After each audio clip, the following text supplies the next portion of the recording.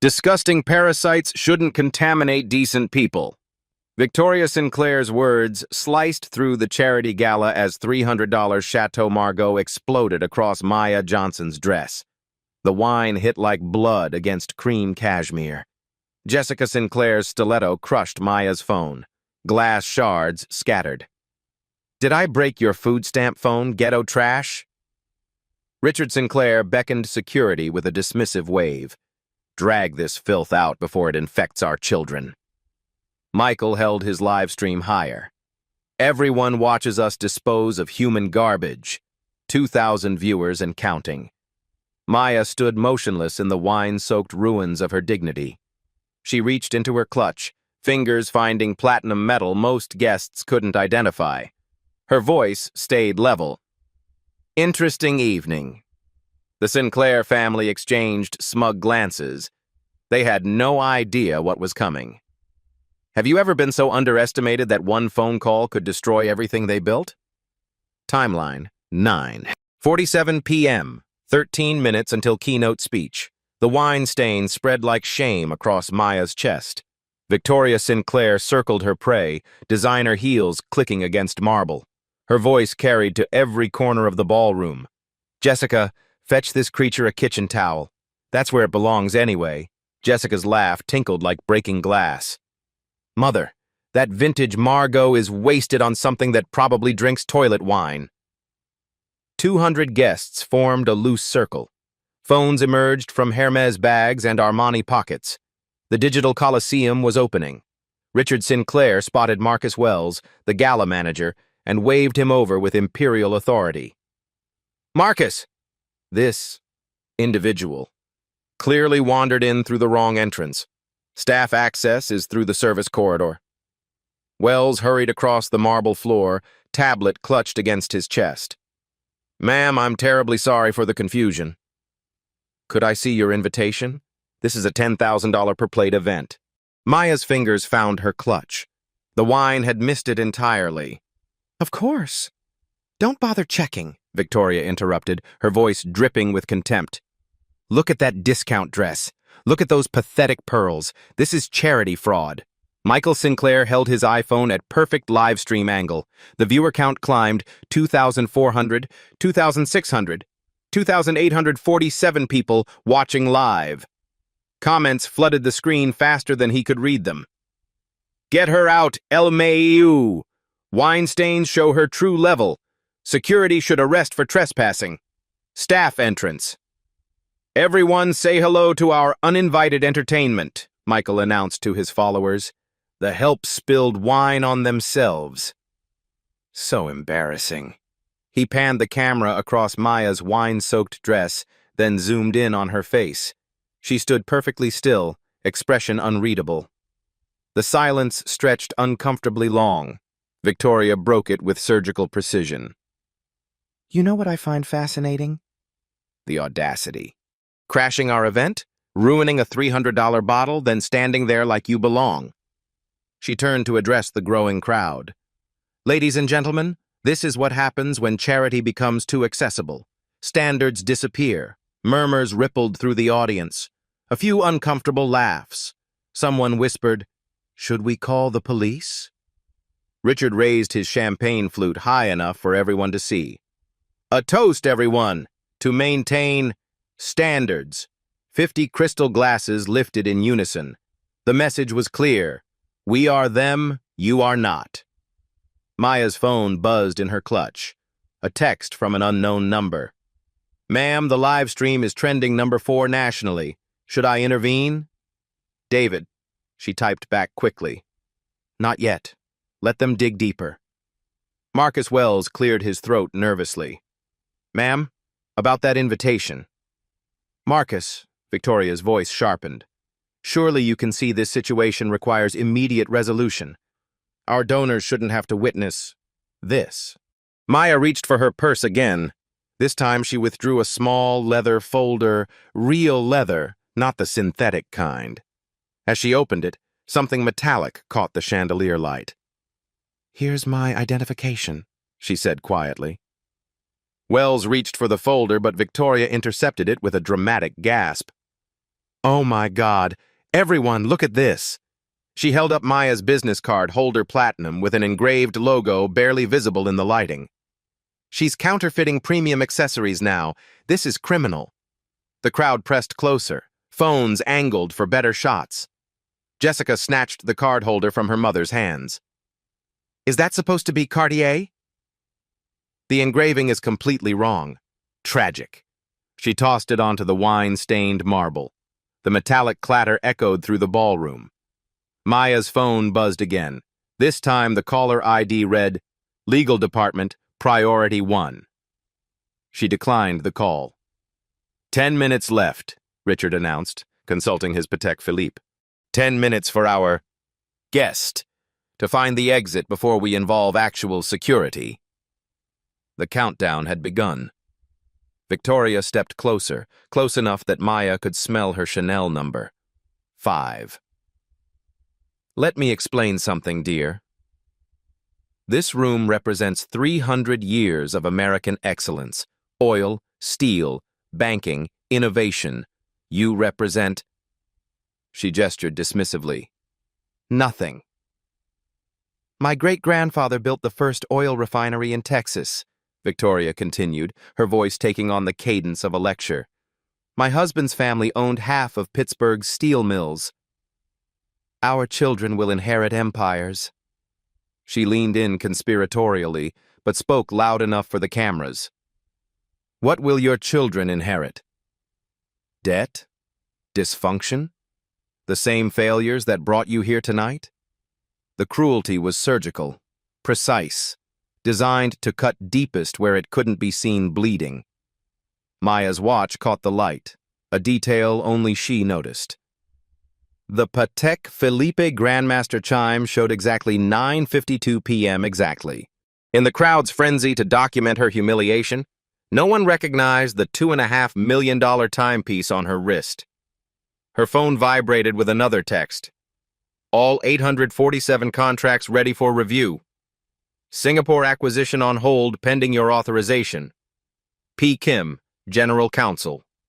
Maya typed back, Execute Protocol 7 in exactly 8 minutes. Authorization, Thunderbird. Michael's live stream had reached 3,200 viewers. The comments were no longer just cruel, they were creative in their cruelty. Someone call animal control. This is why we need better security. Rich people problems. She probably has a GoFundMe. 7 minutes, Richard announced. Victoria turned to the crowd with theatrical flourish. Ladies, gentlemen, let's give our unexpected visitor exactly 7 minutes to find the exit before we call professional security. The audience began counting down like New Year's Eve in reverse. Some held up their fingers. Others checked their Rolexes and carriers.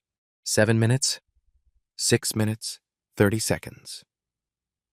Maya stood in the center of it all, wine-stained and surrounded, seemingly powerless. She checked her phone one more time. The screen showed a single message. All systems green. Legal standing by. Ready on your signal. Patricia Kim, Johnson Holdings. Maya slipped the phone back into her clutch and smiled just barely, just enough for the cameras to catch. She had no intention of leaving.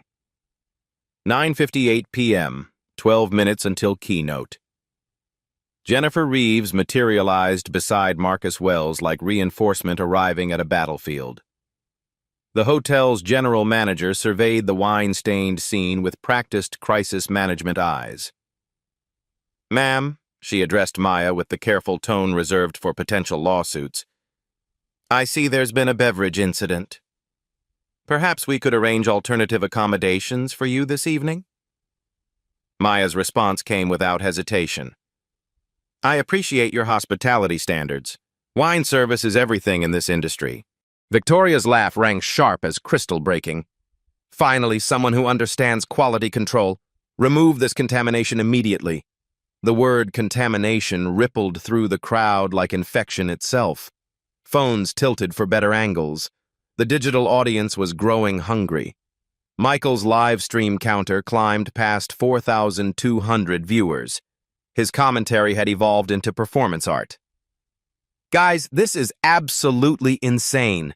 Rich people's charity drama is different. We've got hotel management, security, and this lady just refuses to leave. He panned across the growing crowd. Like, seriously, read the room, lady. Comments flooded faster than slot machine reels. Main character syndrome. Someone should drag her out. Call the police for trespassing. This is uncomfortable, but I can't stop watching. Why won't she just go? Mental illness on display. 10 p.m. 10 minutes until keynote 4. Security guards materialized from different corners of the ballroom. Not the usual hotel security. These wore black suits with discreet earpieces, private contractors, the expensive kind. The lead guard, built like a linebacker compressed into formal wear, approached with measured steps. "Ma'am, I need you to come with us quietly. No need to make this more difficult." The circle tightened. 70 guests now, all holding devices, all documenting. The modern Coliseum had reached capacity. Jessica Sinclair beckoned a server with imperial fingers. "Champagne. Bring the Dom Perignon. We need to celebrate maintaining our event's vintage quality." The server hurried away, returning with crystal flutes filled with golden bubbles. Jessica distributed glasses to her family and selected inner circle guests. "A toast," she announced loudly enough for every camera to capture, "to exclusive vintages and exclusive events." 30 crystal flutes rose in unison like a forest of glass spears. The visual was devastating, sparkling wine held high like weapons against one woman in a stained dress. Maya stood perfectly still in the center of their circle, wine-darkened fabric clinging to her chest like evidence of guilt. Her phone buzzed. David again. "Ma'am, wine incident is trending #2 nationally. CNN picked it up. Should I deploy crisis management?" She typed back, "Not yet." Let them peek. Richard Sinclair consulted his watch with theatrical precision. 8 minutes remaining. Perhaps we should expedite this process. He nodded to the lead security guard, who stepped forward with professional authority. "Ma'am, I need you to surrender your phone and come with us immediately. This is private property, and you're creating a disturbance." Maya's fingers found her clutch again. "May I make one phone call before we proceed?" "Absolutely not," Victoria interjected with sharp finality. "No phone calls, no delays, no drama. Security, escort this person out immediately." The 4 guards formed a tighter perimeter. The crowd pressed closer like spectators at a public execution. Maya could smell the collective breath of 70 people watching her destruction. Champagne and contempt mingled in the air. 10:02 p.m., 8 minutes until keynote. The ballroom's massive screens flickered to life, displaying the Sinclair Foundation logo. Keynote preparation was beginning. Staff members hurried across the periphery, setting up microphones and checking lighting. But nobody moved toward their seats. The real entertainment was happening right here. Victoria turned to address the crowd with the confidence of someone accustomed to commanding attention. "You know what this represents?" She gestured at Maya like a museum curator explaining an exhibit. "The complete breakdown of social order. When standards disappear, chaos follows." Her voice gained momentum, feeding on the audience's energy. "Our grandparents built America through discipline, excellence, and knowing one's place. This generation? They believe participation trophies qualify them for championship games." Applause rippled through the crowd. Someone called out, "Tell her, Victoria!" Maya's phone vibrated in her clutch.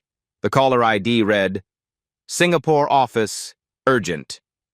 She declined the call. Richard raised his champagne higher. 7 minutes.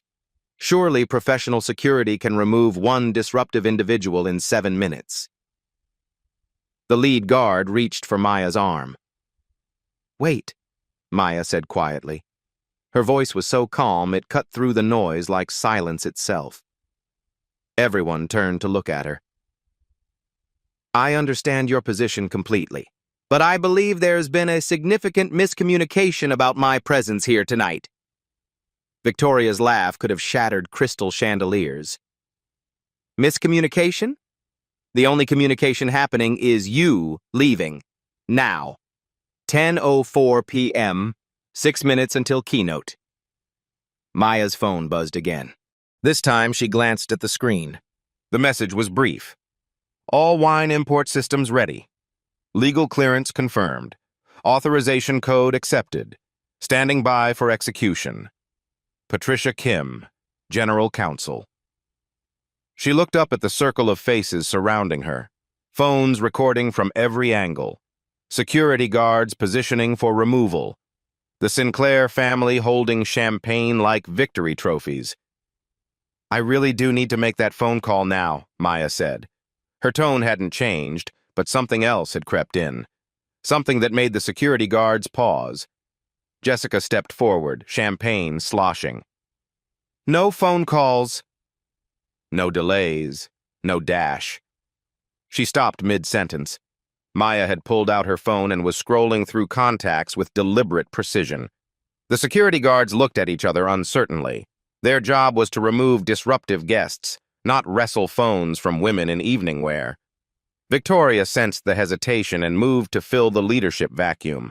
Officers, I'm authorizing you to use whatever force necessary to remove this trespasser immediately. The Sinclair Foundation will cover any legal complications. Maya found the contact she was looking for. Her finger hovered over the call button. 10:06 p.m., 4 minutes until keynote. The ballroom had gone completely silent except for ambient ventilation and distant kitchen activity. Even the live stream comments had slowed, as if the digital audience sensed something significant approaching. Maya looked up from her phone and surveyed the faces surrounding her. Security guards tensed for action. The Sinclair family gripped their champagne flutes like weapons. 70 guests held their breath. You know, Maya said quietly, wine is supposed to bring people together. It's a symbol of celebration, of community, of shared humanity. She gestured at her stained dress. You've turned it into something ugly. Victoria's eyes flashed with triumph. More philosophical nonsense. Officers, remove this person immediately. Maya pressed the call button and activated the speakerphone in one smooth motion. The phone began to ring. 10:07 p.m., 3 minutes until keynote. Patricia, Maya said into the phone before anyone could answer, I'm at the Sinclair Foundation event. I need you to execute Protocol 7 immediately. The phone was still ringing. Victoria lunged for the device. Give me that. The phone connected. A crisp, professional voice filled the ballroom through the speaker. Johnson Holdings Legal Department. This is Patricia Kim, General Counsel. How may I assist you this evening, Miss Johnson? The champagne flutes stopped clinking. Maya spoke clearly, her words carrying to every corner of the silent ballroom. Patricia, please execute immediate termination of all Sinclair Group wine import contracts. Authorization code, Thunderbird 7. Victoria's champagne glass slipped from her fingers and shattered against the marble floor. 10:07 p.m. The phone call that changed everything, Patricia Kim's voice cut through the ballroom silence with surgical precision. Ma'am, that includes 847 active wine import contracts worth $1.2 billion annually. Shall I proceed with immediate termination?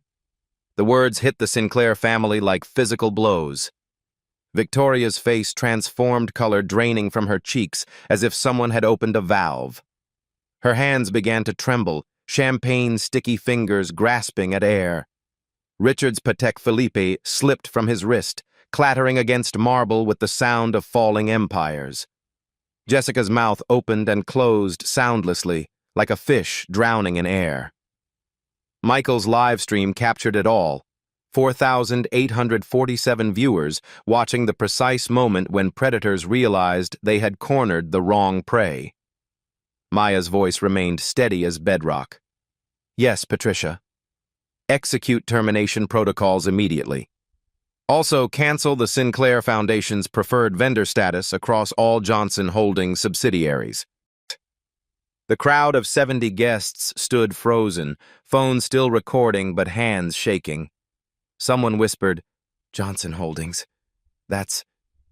A woman in Chanel Googled frantically on her phone. Her gasp was audible. Forbes lists her net worth at $4.7 billion. 10:08 p.m. Reality crashes down. Wait. Victoria's voice cracked like thin ice. You can't be... Maya turned to face her directly, wine stain and all. Maya Johnson, CEO of Johnson Holdings Wine and Hospitality Empire. The contamination you've been so concerned about removing. The security guards stepped back instinctively. You don't manhandle billionaires, not if you want to keep working in this city. Patricia's voice continued through the speaker with devastating efficiency. Ma'am, I should note that Sinclair Group's wine division represents 23% of their total annual revenue. This action will trigger immediate liquidity concerns. Richard found his voice, hoarse with desperation. Maya, there's been a terrible mistake. Misunderstanding. Has there? Maya's tone remained conversational. Because I heard your exact words quite clearly. Disgusting parasites shouldn't contaminate decent people. Did I misunderstand that? Michael's phone trembled in his hands. His live stream comments were exploding. Holy shit, she's a billionaire. This just became the most expensive bullying video ever. They're so fucked. Delete the stream, bro. Delete it. Someone screen record this now. 10:09 p.m. The wine empire reveals itself. Maya walked calmly to where Jessica had thrown her platinum card holder earlier. She picked it up, brushing off crystal fragments from Victoria's shattered champagne glass. This isn't counterfeit Cartier, she said, holding it up to catch the chandelier light. It's custom Johnson Holdings Executive Platinum. Only 12 exist worldwide. She opened it slowly, revealing business cards that caught light like precious metal. Patricia, could you please explain to our audience exactly which vineyards Johnson Holdings owns? Patricia's voice filled the ballroom like a legal briefing. Certainly. Johnson Holdings Wine Division owns controlling interests in 23 French chateaux, including Chateau Margaux, Chateau Latour, and Chateau Petrus. We also control 67% of California's premium wine production and 34% of Italian Chianti exports. Victoria's remaining champagne glass fell from nerveless fingers, joining its shattered predecessor on marble that now looked like a battlefield. That Chateau Margaux you spilled on my dress? Maya's voice carried a hint of amusement. My vineyard in Bordeaux produced it. The bottle cost $300. The vineyard that made it? I bought that for $847 million in 2019. The crowd had gone completely silent except for the rapid clicking of phone cameras capturing every moment of the reversal. Marcus Wells, the gala manager, was frantically texting someone. His face had gone pale as parchment. The Johnson Holdings subsidiary that owned this hotel chain was about to get very interesting legal correspondence. 10:10 p.m. The depth of their mistake becomes clear. Maya's phone buzzed. She glanced at it casually. That's interesting. Patricia, it appears CNN, Fox News, and The Washington Post all want statements about tonight's events. Should I take their calls? Ma'am, Patricia's voice carried professional concern. I should mention that Mr. Sinclair's comments have been captured on 47 different live streams and uploaded to social media platforms with a combined reach of 2.3 million views in the last 8 minutes. Jessica finally found her voice, though it came out as a whisper. Maya, please. We didn't know. Didn't know what? Maya's question hung in the air like a sword. That I was human? That I deserved basic respect? Or just that I had the power to respond? Her phone showed another incoming call. The caller ID was visible to everyone in the front row. Jeff Bezos, personal. Maya declined the call, but not before letting them see it. Patricia, let's review the Singapore acquisition while we're here. The $890 million renewable energy project with Sinclair Group as primary contractor. Victoria's legs nearly buckled. Richard caught her arm to steady her. That project represents 34% of Sinclair Group's projected revenue for the next 3 years, Patricia's voice continued with clinical precision. The termination clause allows for immediate cancellation with 48-hour notice for breach of professional conduct standards. 10:11 p.m. The final pieces fall into place. Maya's assistant David appeared as if summoned, flanked by 2 individuals in impeccable suits carrying leather portfolios. Legal reinforcements. Ms. Johnson, David spoke quietly but audibly, your 9:30 a.m. meeting with the UN Climate Council has been moved to accommodate tonight's situation. They're very interested in hearing about corporate accountability in the hospitality sector. Victoria finally spoke, her voice breaking. Maya, please. I'm begging you. There are thousands of jobs at stake, pension funds, families. Maya studied her for a long moment. The ballroom held its collective breath. You're right, Victoria. There are families at stake. Thousands of employees who depend on Sinclair Group, which is exactly why I want to have a conversation with you about how this situation can be resolved. She turned to address the crowd of stunned guests, many of whom were discreetly Googling Johnson Holdings on their phones. Ladies and gentlemen, I believe there's been a significant miscommunication this evening. I came here as a donor and partner to support the Sinclair Foundation's important work. Instead, I've witnessed behavior that fundamentally contradicts the values that make charitable work meaningful. Her voice carried the authority of someone accustomed to addressing boardrooms and United Nations committees. However, I believe in the power of education over elimination, accountability over destruction. Patricia's voice cut in from the phone. Ma'am, I have the termination documents prepared and 12 legal jurisdictions standing by. Do you want me to proceed with full contract cancellation? Maya paused deliberately, letting the weight of the moment settle over everyone present. Victoria was crying now, mascara running in dark streams down her face. Richard looked like he'd aged 10 years in 10 minutes. Jessica stared at the wine-stained marble where her family's empire was cracking apart. Michael's live stream had reached 6,200 viewers, all watching the most expensive comeuppance in social media history. Patricia, Maya said finally, hold all termination orders. I want to give the Sinclair family an opportunity to demonstrate that tonight was an aberration, not a reflection of their true values. Victoria's sob of relief was audible throughout the ballroom. However, Maya continued, her voice hardening slightly, this opportunity comes with very specific conditions. 10:12 p.m. The terms of survival. Maya gestured to David, who immediately produced a tablet displaying crisp financial data. The screen was visible to the front rows of stunned guests, many of whom leaned forward despite themselves. Let's review the scope of our business relationship, Maya said, her voice carrying the practiced authority of someone who had destroyed competitors with spreadsheets. The tablet showed a comprehensive breakdown that made Victoria's face go even whiter. Sinclair Group dependencies on Johnson Holdings. Wine imports and distribution, $340 million annually. Hospitality equipment, leasing, $185 million annually. Renewable energy partnerships, $156 million annually. Real estate joint ventures, $92 million annually. Total annual revenue dependency, $773 million. 23% of your total income, Maya stated matter-of-factly. Patricia, could you explain the legal mechanisms available to us? Patricia's voice cut through the ballroom with surgical precision.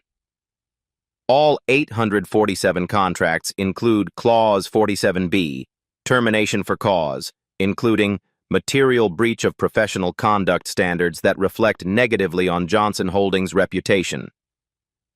Richard Sinclair's lawyer instincts kicked in, even through his panic. Maya, that clause was designed for supply chain violations, not personal disagreements. Maya's smile was colder than winter. The clause specifically mentions public behavior by partners that damages Johnson Holdings' brand integrity. I have 47 live streams, 2.3 million social media impressions and trending hashtags as evidence. She turned to address the crowd, which had swelled to nearly 100 guests, abandoning their assigned seats for front-row views of corporate warfare. Ladies and gentlemen, you've all witnessed what happened here tonight. The question now is whether the Sinclair family can demonstrate that their actions were an aberration rather than a reflection of their true corporate values. 10:14 p.m. The ultimatum. Maya's phone lit up with another call. This time she answered it on speaker without checking the caller ID. Maya, darling, I just saw the most extraordinary footage on social media. The voice was unmistakably British, unmistakably aristocratic. Is everything quite all right? Victoria's eyes widened in recognition. Even she knew that voice. Baron Rothschild, Maya said calmly. I'm handling a business etiquette situation. Could I ring you back in an hour? Of course, my dear. Though I must say, the footage of those dreadful people throwing wine at you has rather put me off the Sinclair account. Shall we discuss alternative partnerships for the Bordeaux Consortium? Maya glanced at Victoria, whose mascara-streaked face now resembled a portrait of financial ruin. Let's discuss that shortly, Baron. Thank you for calling. She ended the call and turned back to the Sinclair family. As I was saying, you have choices. 2 choices, to be precise. David handed her a second tablet, this one displaying a formal document with Johnson Holdings letterhead. Option 1, Comprehensive Accountability Program. Maya read the terms aloud with the precision of a prosecutor delivering charges. 1. Public acknowledgement and formal apology from each member of the Sinclair family, to be published in the Wall Street Journal, New York Times, and Washington Post within 72 hours. Victoria opened her mouth to speak, but Maya continued without pause. 2. Immediate donation of $2 million to the NAACP Legal Defense Fund, sourced directly from Sinclair Wine Division profits. Jessica's gasp was audible. That represented nearly a quarter of their wine division's annual profit margin. 3. Mandatory unconscious bias training for all Sinclair Group executives, conducted by Harvard Business School's Diversity and Inclusion Institute. This is non-negotiable and will be completed within 90 days. Richard's hands were shaking as he reached for his phone, likely calculating the PR costs. 4. Public commitment to measurable diversity targets. 30% minority representation in executive positions by December 2026, with quarterly progress reports made publicly available. The crowd murmured appreciatively. Several guests were discreetly taking notes. 5. Establishment of the Johnson Sinclair Hospitality Ethics Fund, a $10 million endowment supporting minority-owned businesses in the wine and hospitality sectors. Victoria's sob escaped before she could suppress it. Maya, please. Maya's voice remained level. I'm not finished. 6. All Sinclair Group hospitality venues will implement the Johnson Protocol for Bias Incident Reporting, anonymous systems for employees and customers to report discriminatory treatment. She paused, letting the weight of the requirements sink in. Option 1 allows Johnson Holdings to continue all current contracts while monitoring your compliance with these accountability measures. 10:17 p.m. The nuclear option. Maya scrolled to the second document with deliberate slowness. Option 2 is significantly simpler, she said, her tone suggesting that simplicity was not necessarily preferable. Option 2, complete business divorce. Immediate termination of all 847 contracts within 48 hours, per the professional conduct clauses you signed. This includes... Patricia's voice joined Maya's, creating a stereo effect of corporate devastation. Cancellation of $34 million in prepaid wine shipments with no refund provisions. Loss of exclusive access to Johnson Holdings vineyards, affecting 67% of your premium wine inventory. Termination of the Singapore Renewable Energy Project, representing $890 million in projected revenue over 3 years. Public statement from Johnson Holdings explaining relationship termination due to fundamental incompatibility of corporate values. Maya looked up from the tablet to meet Victoria's desperate eyes. I should mention that Johnson Holdings has partnerships with 847 other companies, including Tesla, Microsoft, Amazon, and Google. Combined partnership value, $2.3 billion annually. David stepped forward with a third tablet. Ms. Johnson, you have 7 calls from Fortune 500 CEOs asking about the live stream footage. Should I conference them in? The threat was clear. Maya didn't need to destroy Sinclair Group directly. She could simply let her business network know that the Sinclair family considered discriminatory behavior acceptable. 10:19 p.m. The decision point. Maya's phone buzzed with a text message visible to the front row. UN Ethics Committee requesting emergency session regarding corporate accountability standards in hospitality sector. Secretary General's office. Victoria fell to her knees on the wine-stained marble, her $10,000 Valentino gown pooling around her like defeat itself. Maya, I'm begging you. I chose option 1. I choose accountability. I'm deeply, truly sorry for what happened here tonight. Her voice broke completely. I was wrong. Completely, horribly wrong. You didn't deserve any of that treatment. No one deserves that treatment. Richard stepped forward, his corporate composure cracking. Maya, Victoria speaks for all of us. We choose option 1. We'll comply with every requirement. Jessica nodded frantically, tears streaming down her face. I'm sorry, Maya. I'm so sorry for everything I said. Michael had stopped his live stream entirely, his phone face down on a nearby table like evidence he wanted to hide. Maya studied their faces for a long moment, the ballroom holding its collective breath. Words are important, she said finally, but actions matter more. Patricia, prepare the Option 1 compliance documents with full legal monitoring provisions. Immediately, ma'am. Standard Johnson Holdings accountability protocols with quarterly reviews? Yes, full transparency, public tracking. And Patricia? Include performance bonds. If they fail to meet any requirement, the financial penalties should reflect the seriousness of their commitments. Victoria's relief was visible, but so was her understanding that this was not mercy, it was managed accountability. 10:21 p.m. The new reality. Maya's assistant approached with a final document. Ms. Johnson, the compliance monitoring agreement is ready for signatures. Legal has included automatic penalty clauses and third-party oversight provisions. Maya turned to address the crowd of nearly 150 guests who had gathered to witness the most expensive corporate accountability session in charity gala history. Ladies and gentlemen, what you've witnessed tonight represents a choice point. We can use our influence and resources to maintain systems that harm people, or we can create accountability that transforms entire industries. Her voice carried the weight of someone who had built empires through strategic thinking rather than inherited privilege. The Sinclair family has chosen transformation over destruction. I hope their example inspires broader change in how we treat each other in professional settings.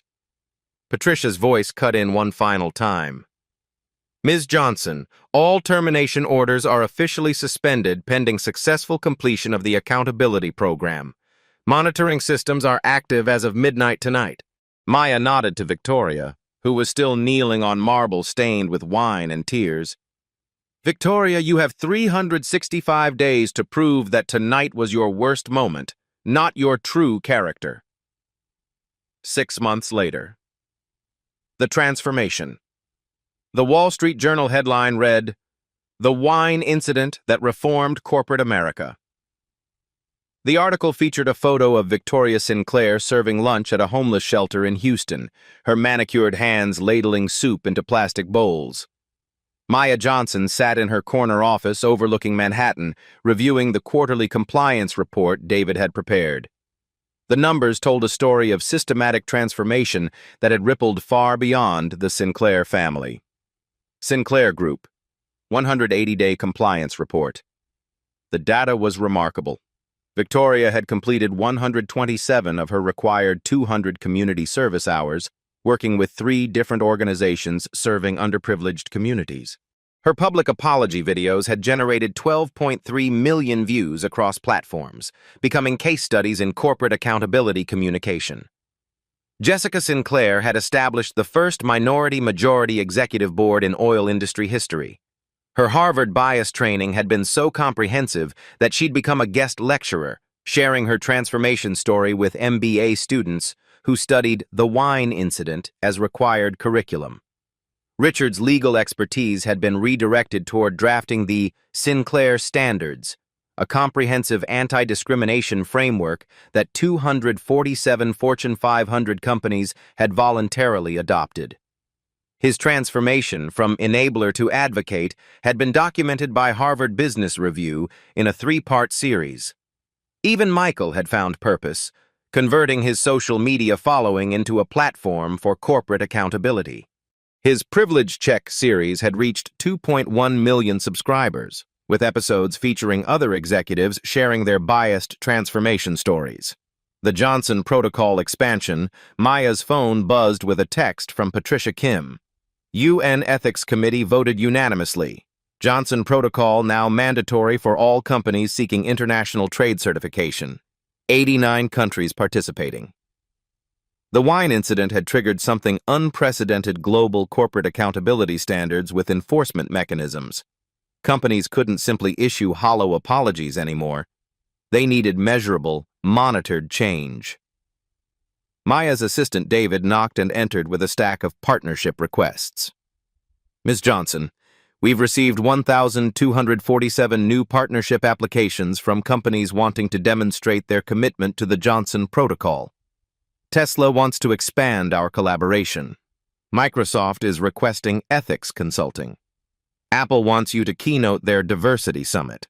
The wine stain that had marked Maya's dress that night had become a symbol of transformation rather than humiliation. Fashion magazines had featured the wine dress as Time's fashion statement of the year, not for its designer label, but for its representation of dignity under attack. The Sinclair Foundation Renaissance. Victoria's voice came through Maya's office speakers via video conference from the Sinclair Foundation's renovated headquarters. The background showed a diverse staff working at desks, a stark contrast to the lily-white charity gala of 6 months ago. "Maya, I wanted to update you personally on our progress," Victoria said, her voice carrying a humility that would have been impossible to imagine that night.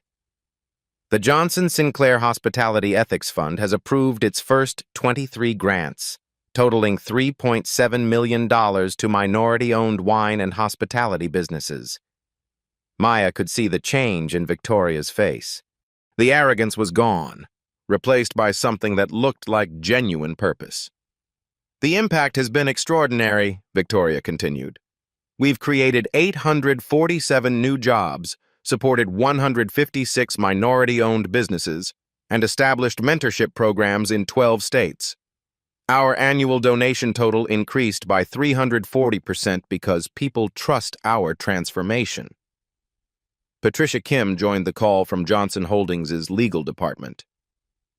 "Victoria, your compliance scores are exceptional. 0 violations in 6 months. Your team has exceeded every diversity target by significant margins. Industry-wide transformation data." Maya pulled up the comprehensive impact assessment on her main screen. The wine incident. Global impact: 180 days. 2,847 companies adopted bias reporting systems. $12.7 billion redirected to minority-owned businesses. 156 universities now teach strategic accountability courses. 89 countries implemented corporate conduct standards. Bias incident reporting apps downloaded 4.2 million times. The numbers represented real change, not corporate theater. Maya had used strategic patience over emotional revenge, and the results spoke for themselves. David, Maya said, reviewing the quarterly impact reports, scheduled meetings with the UN Ethics Committee, the World Economic Forum, and the Harvard Business Review. I want to discuss expanding the Johnson Protocol to include environmental accountability. Her approach was working. Instead of destroying one family, she'd created systemic change that protected thousands of future victims. Personal redemption stories. Maya's phone displayed a notification. New video message from Jessica Sinclair. She played it on her office screen. Jessica appeared professional but humble, standing in what looked like a community college classroom. Behind her, the whiteboard read, "Unconscious Bias in Corporate Leadership, Guest Lecture Series." Maya, I wanted to share something with you personally. Last week, I spoke to 347 business students about the wine incident. One young woman, a scholarship student from the same community I had mocked, came up to me afterward. Jessica's voice caught slightly. She said watching my transformation gave her hope that corporate America could change. She's now interning at Sinclair Group through our new minority leadership pipeline. The video continued with statistics. Jessica had hired 23 minority executives, established 5 scholarship programs, and personally mentored 67 young professionals from underrepresented communities. I know I can never undo that night, Jessica concluded, but I can spend the rest of my career proving it wasn't who I really am. Thank you for giving me that chance. Maya closed the video, feeling something she hadn't expected: genuine respect for Jessica's transformation journey. The global ripple effect. Maya's calendar showed her next appointment: a video conference with CEOs from 12 countries discussing the International Corporate Accountability Compact. The wine incident had become the catalyst for binding global standards. Her phone rang. The caller ID showed President Biden, official. Ms. Johnson. The president's voice was warm but serious. I'm calling to discuss the Corporate Accountability Executive Order we're drafting. Your Johnson Protocol has become the gold standard. We'd like your input on making these standards federal law. Maya leaned back in her chair, looking out at the Manhattan skyline. 6 months ago, she'd been humiliated in a ballroom full of strangers. Today, she was helping reshape how American businesses treated their employees and partners. Mr. President, I'd be honored to contribute. But I want to ensure the standards have real enforcement mechanisms, not just symbolic gestures. Agreed completely. Patricia Kim from your legal team has already provided us with draft enforcement language that's stronger than anything we initially conceived. The wine industry transformation. A new notification appeared on Maya's screen. Bordeaux Wine Consortium Annual Report. She opened it, curious about the wine industry's response to the incident. The report was remarkable. French vineyards had established the Johnson standards for hospitality, mandatory diversity training for all staff, bias incident reporting systems, and partnership requirements with minority-owned distributors. Baron Rothschild had personally called Maya 3 times, requesting her consultation on democratizing wine culture. The aristocratic wine industry, historically exclusive and tradition-bound, was opening its doors to unprecedented diversity. The legacy measurement. Maya pulled up her personal impact dashboard, something she'd created, to track whether her strategic approach was creating lasting change. Personal accountability. Scorecard. 180 days. Direct job creation. 2,847 positions for underrepresented workers. Policy changes. 89 countries, 1,247 companies. Educational impact. 156 universities teaching her case study. Financial redirection. $12.7 billion to minority businesses. Cultural shift measurement. 67% reduction in reported corporate bias incidents. The numbers validated her approach. Strategic empowerment created broader change than personal revenge ever could. Victoria's voice came through the intercom again. Maya, I have one more update. The Sinclair Foundation Board voted unanimously to rename our annual gala the Johnson Awards for Corporate Accountability. We want to honor companies that demonstrate measurable commitment to inclusion. Maya smiled, remembering the wine-stained marble, the champagne held like weapons, the circle of phones recording her humiliation. Victoria, I think that's a beautiful way to honor what we learned that night. Wine should bring people together, not tear them apart. The intellectual victory. Maya's final meeting of the day was with her memoir, Ghostwriter. The book, tentatively titled Strategic Grace, How One Phone Call Changed Corporate America, was scheduled for publication next year. The key message, Maya told the writer, isn't about my personal victory. It's about proving that strategic patience creates better outcomes than emotional retaliation. She pulled up the incident video on her computer, the one that had launched a global movement. Watching it now, she felt proud of her restraint. She could have destroyed the Sinclair family that night. Instead, she'd transformed them into advocates. True power, Maya concluded, isn't about dominating someone who wronged you. It's about creating systems that prevent the same harm from happening to others. The wine stain was gone. The legacy was permanent. 1 year later, the legacy lives. Maya Johnson stood at the podium of the United Nations General Assembly, addressing representatives from 193 countries. The same woman who had wine thrown on her dress now commanded global attention on corporate accountability. The wine incident taught us that discrimination isn't just about individual prejudice. Maya's voice carried across the assembly hall. It's about systems that enable harm and the courage required to transform those systems. Behind her, the giant screen displayed the Johnson Protocol logo, now recognized in 127 countries as the gold standard for corporate ethics. The numbers spoke for themselves. One phone call had become a global movement. Final impact. Scorecard. 365 days. 4,847 companies implementing bias accountability systems. $47.3 billion redirected to minority-owned businesses globally. Zero-tolerance policies adopted by 89% of Fortune 500 companies.